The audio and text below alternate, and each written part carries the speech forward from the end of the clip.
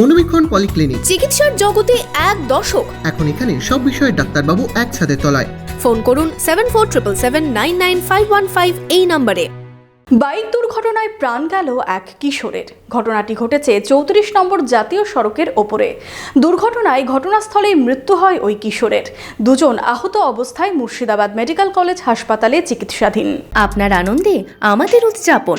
বিয়ে হোক বা পার্টি, বহরমপুরে এবার luxury banquet hall at golden retreat. জেলায় একমাত্র পিলারলেস ব্যাঙ্কোয়েট।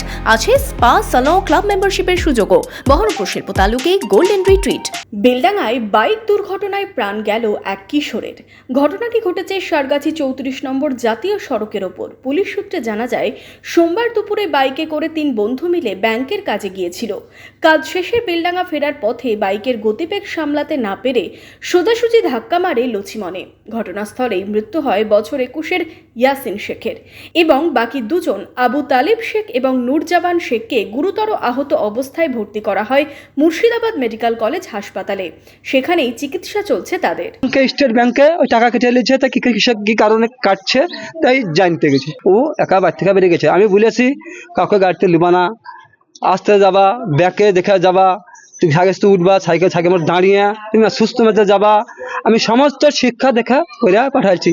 তার সাথে আমার ছেলে চলে গেল। যেহেতু কারোর মাথায় হেলমেট ছিল না, তাই ঘটে এই বিপত্তি বলেই জানান বেলডাঙ্গা থানার পুলিশ।